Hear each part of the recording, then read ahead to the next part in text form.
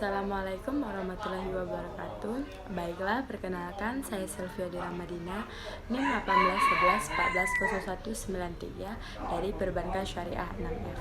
Baiklah, di sini saya akan mencoba mereview jurnal internasional yang berjudul The Role of Cash Flow of Operational Profitability and Financial Leverage in Predicting Financial Distress on Manufacturing Company in Indonesia, yang artinya adalah peran arus kas operasional, profitabilitas, dan leverage finansial dalam memprediksi financial distress pada perusahaan manufaktur di Indonesia.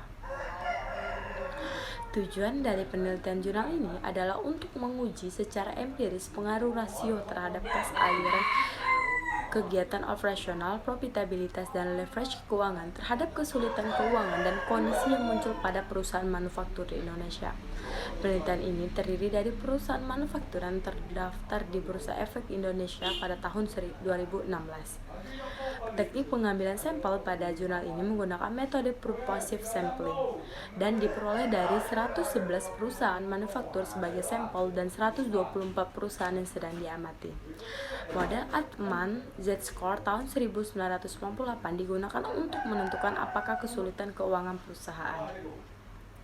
Indonesia merupakan salah satu negara berkembang yang telah mengalami beberapa krisis, terutama pada tahun 1998.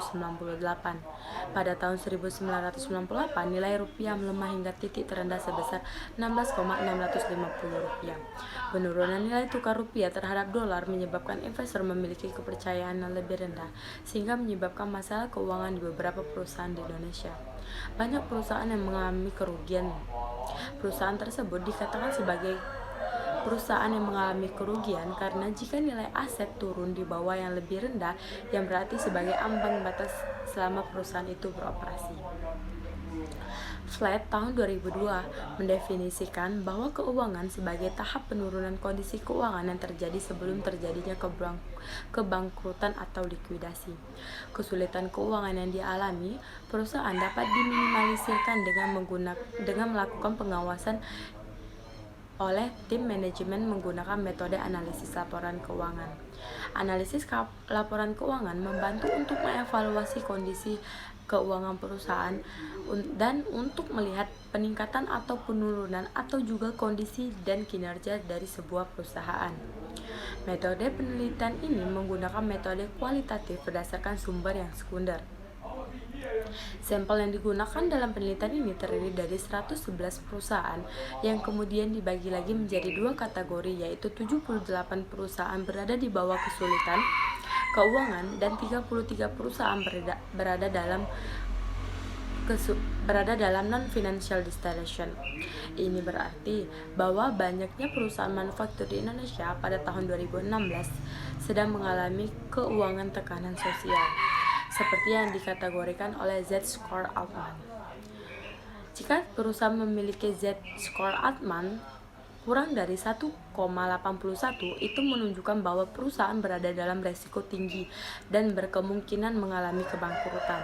Di sisi lain, jika perusahaan menunjukkan Z-score Altman lebih dari 2,99, maka perusahaan tersebut berada dalam kondisi baik dan kokoh. Dalam penelitian ini, kas operational flow memiliki nilai signifikan antara 0,04 kurang dari 0,05 dan memiliki efek positif, yang artinya arus kas operasional telah berpengaruh terhadap kesulitan keuangan. Semakin tinggi perusahaan arus kas operasi, semakin kecil kemungkinan perusahaan harus mengalami kesulitan keuangan. Selanjutnya, profitabilitas. Profitabilitas yang diukur dengan ROA, laba sebelum pajak atau total aset, dalam penelitian ini memiliki nilai signifikan antara 0,00 kurang dari 0,0005, menunjukkan negatif aktivitas, yang artinya bahwa profitabilitas mempengaruhi kesulitan keuangan perusahaan. Semakin tinggi profitabilitas perusahaan, semakin kecil peluangnya bagi perusahaan untuk mengalami kesulitan keuangan. Dan yang terakhir yaitu leverage keuangan.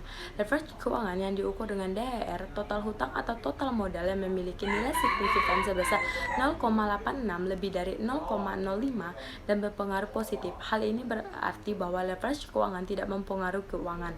Kondisi kesulitan sosial karena utang diukur dengan DER yang menyebabkan perusahaan mengalami kesulitan keuangan. Jadi, dapat disimpulkan bahwa leverage keuangan tidak memiliki pengaruh yang signifikan tetapi berpengaruh positif dalam memprediksi financial distress, dan dapat dikatakan bahwa semakin besar rasio leverage keuangan, maka semakin besar pula kemungkinan perusahaan mengalami kesulitan keuangan. Demikian penjelasan dari saya. Terima kasih. Wassalamualaikum warahmatullahi wabarakatuh.